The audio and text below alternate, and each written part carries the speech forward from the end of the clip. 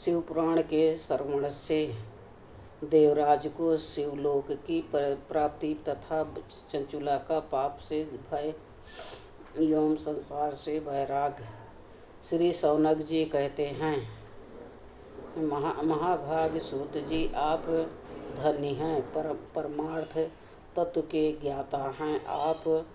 आपने कितन कृपा करके हम लोगों को ये बड़ी अद्भुत एवं दिव्य कथा सुनाई है। भूतल पर इस कथा के समान कल्याण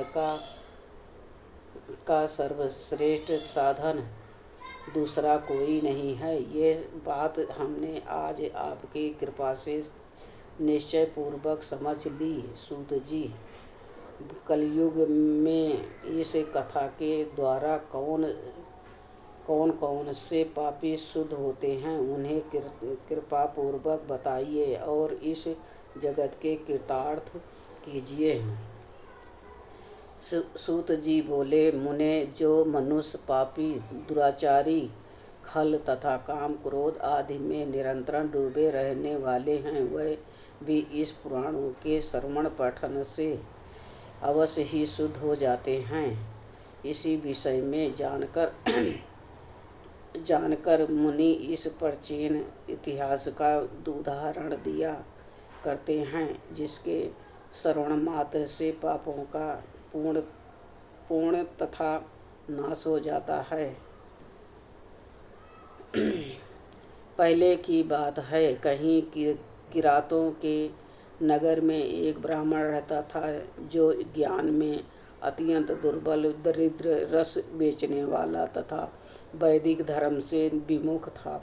वो स्नान, संध्या आदि कर्मों से भ्रष्ट हो गया था और वैश्यावृत्ति के तत्पर रहता था। उसका नाम था देवराज। वो अपने ऊपर विश्वास करने वाले लोगों को ठगा करता था। उसने ब्राह्मणों, क्षत्रियों, वैश्याओं, शूद्रों तथा दूसरों को भी अनेक बहानों से मारकर उसका धन हड़प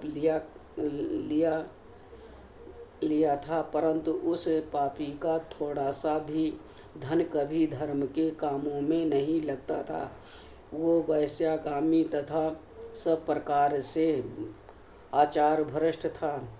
एक दिन घूमता घामता वो दयोग से प्रतिष्ठानपुर झूसी प्रयाग में जा पहुंचा। वहां उसने एक शिवालय देखा, जहां बहुत से साधु महात्मा एकत्र हुए थे।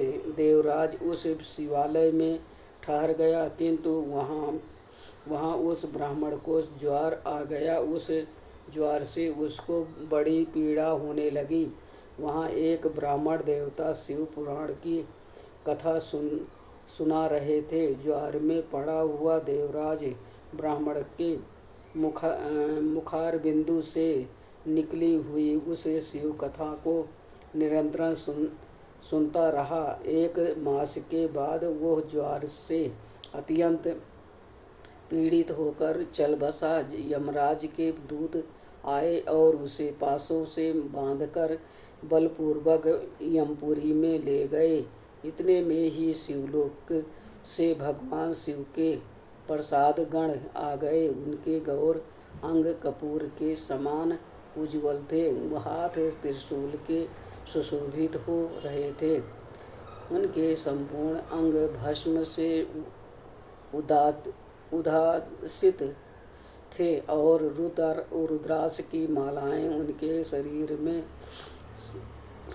शोभा बढ़ा रही थी। वह सब के सब क्रोधपूर्वक यमपुरी में गए और यमराज के दूतों को मार पीट कर बारंबार धमकाकर उन्होंने देवराज को उनके चंगुल से छुड़ा लिया और अत्यंत अद्भुत विमान पर बिठाकर जब वह शिवदूत कैलाश जाने को उद्यत हुए, उस समय यमपुरी में बड़ा भारी कोलाहल मच गया। उस कोलाहल को सुनकर धर्मराज अपने भवन से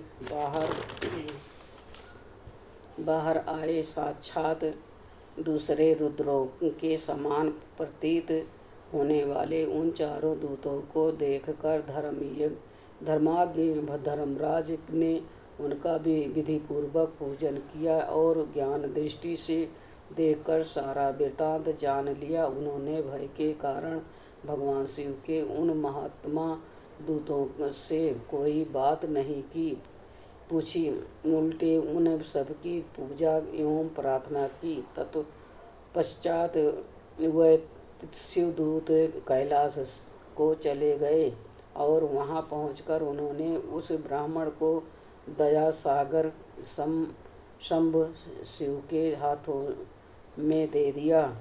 शौनक जी ने कहा, महाभाग सूत जी, आप सर्वज्ञ हैं।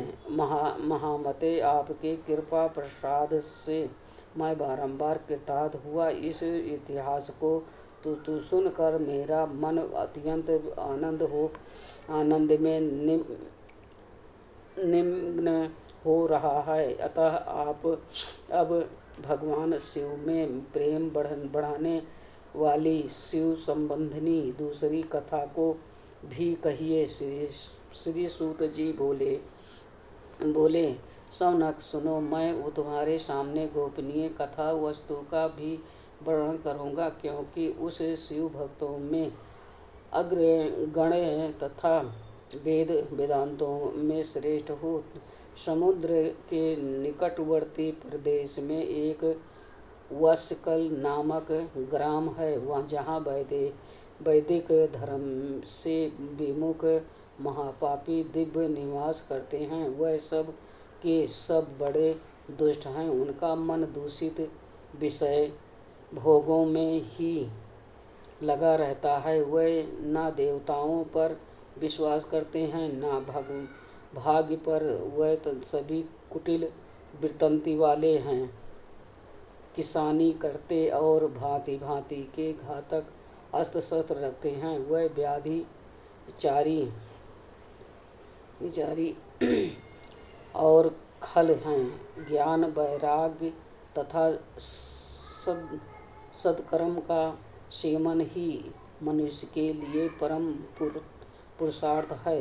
इस बात को ये बिल्कुल नहीं जानते हैं। वह सभी पशु बुद्धि वाले हैं। जहाँ के द्विज ऐसे हों, वहाँ के अन्य वर्णों के विषय में क्या कहा जाए।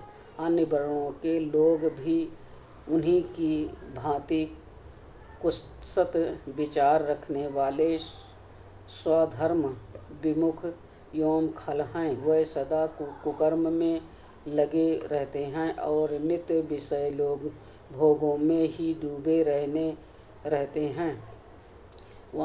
वहाँ की सब स्त्रियां भी कुटिल स्वभाव की हैं। स्वच्छाचारणी, पाप कुत्सित विचार वाली और व्याधिचारणी हैं। वह सद्व्यवहार तथा सदाचार से सर्वथा शून्य हैं। इस प्रकार वहाँ दुष्टों का ही निवास है। उस वात्स्कल नामक ग्राम में किसी समय एक बिंदु नामधारी ब्राह्मण रहता था। वो बड़ा अधम था, दुरात्मा और महापापी था। यद्यपि उसकी स्त्री बड़ी सुंदरी थी, तो वो कुमार्ग पर ही चलता था। उसकी पत्नी का नाम चंचुला था। वो सदा उत्तम धर्म के पालन में लगी रहती थी, तो भी उसे छोड़कर वो दुष्ट ब्राह्मण वैश्यागामी हो गया था। इस तरह कुकर्मों में लगे हुए इस विदुंग के बहुत वर्ष व्यतीत हो गए।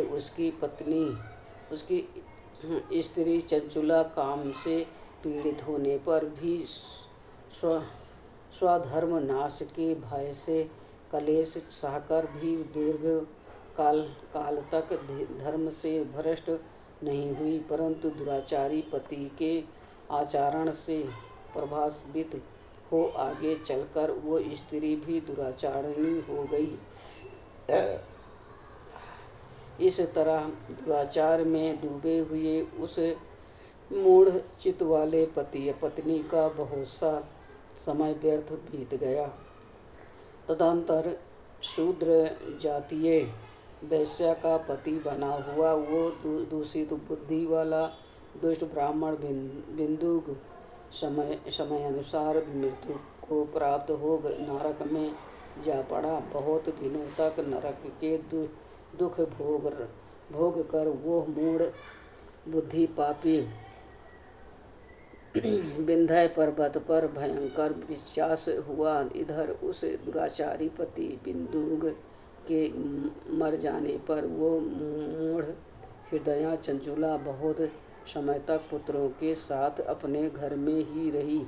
एक दिन दैवयोग से किसी पूर्ण पर्व के आने पर वो स्त्री भाई बंधुओं के साथ गोकर्ण क्षेत्र में गई। तीर्थ यात्रियों के संग में उसने भी उस समय जाकर किसी तीर्थ के जल में स्नान किया। फिर वो साधारण तथा मेला देखने की दृष्टि से बंधुजनों के साथ ये यंत्र तंत्र घूमने लगी।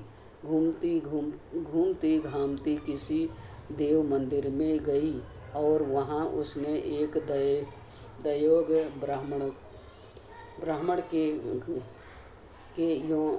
मुख से ये भगवान शिव की पवित्र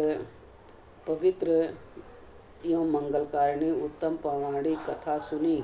कथावाचक ब्राह्मण कह रहे थे कि जो स्त्रियां पर पुरुष के साथ व्याभिचार करती हैं वह मरने के बाद जब यमलोक में जाती हैं तब यमराज के दूत उनकी योनि में तपे हुए लोहे का परिध डालते हैं। पौराणिक ब्राह्मण के मुख से ये वैराग्य बढ़ाने वाली कथा सुनकर चंचुला भय से व्याकुल हो वहाँ कांपने लगी। जब कथा समाप्त हुई और सुनने वाले सब लोग वहाँ से बाहर चले गए तब वो भयभीत नारी एकांत में शिवपुराण की कथा बाँचने वाली उन ब्राह्मण देवता से बोली। चंचुला ने कहा, ब्राह्मण मैं अपने धर्म को नहीं जानती थी, इसलिए मेरे द्वारा बड़ा दुराचार हुआ है। स्वामी ने मेरे ऊपर अनुपम कृपा करके आप मेरा उद्धार कीजिए। आज आपके वैराग्य रस से ओतप्रोत इस प्रवचन को सुनकर मुझे बड़ा भय लग रहा है। मैं कांप उठी हूँ और मुझे इस संसार वैराग हो गया है। मुझ मूढ़ चित्त वाली पापिनी को धिक्कार है। मैं सर्वथा निंदा के योग्य हूँ। कुत्सित विषयों में फंसी हुई हूँ और अपने धर्म से विमुख हो गई हूँ। हाय, ना जाने किस घोर कष्टदायक दुर्गति में मुझे पड़ना पड़ेगा और वहाँ कौन बुद्धिमान पुरुष कुमार्ग में मन लगाने वाली मुझ पापिनी का साथ देगा। मृतकाल में उस भयंकर यमदूतों को मैं कैसे देखूंगी जब वह बलपूर्वक मेरे गले में फंदे डालकर मुझे बांधेंगे। तब मैं कैसे धीरज धारण कर सकूंगी। नरक में जब मेरे शरीर के टुकड़े टुकड़े किए जाएंगे उस समय विशेष दुख देने वाली उस महायातना को मैं वहाँ कैसे सहूँगी। हाय, मैं मारी गई, मैं जल गई, मेरा हृदय विदीर्ण हो गया और मैं सब प्रकार से नष्ट हो गई, क्योंकि मैं हर तरह से पाप में भी डूबी रही हूँ। ब्राह्मण, आप आप ही मेरे गुरु, आप ही माता आप ही पिता हैं। आपकी शरण में आई हुई मुझे दीन दीन अबला का आप ही उद्धार कीजिए, उद्धार कीजिए। सूत जी कहते हैं, शौनक इस प्रकार खेद और वैराग से युक्त हुई चंचुला ब्राह्मण देवता के दोनों चरणों में गिर पड़ी। तब उन बुद्धिमान ब्राह्मण ने कृपा पूर्वक उठाया और उस प्रकार कहा। अध्याय 2-3 समाप्त हुआ। जय गुरु जी, जय गुरु जी, जय गुरु जी। शुक्राना गुरु जी। ओम नमः शिवाय। शिव जी सदा सहाय। ओम नमः शिवाय। गुरु जी सदा सहाय। ओम नमः शिवाय। शिव जी सदा सहाय। ओम नमः शिवाय। गुरु जी सदा सहाय। जय गुरु जी। शुक्राना गुरु जी। अनंतम अनंतम अनंतम शुक्राना गुरु जी।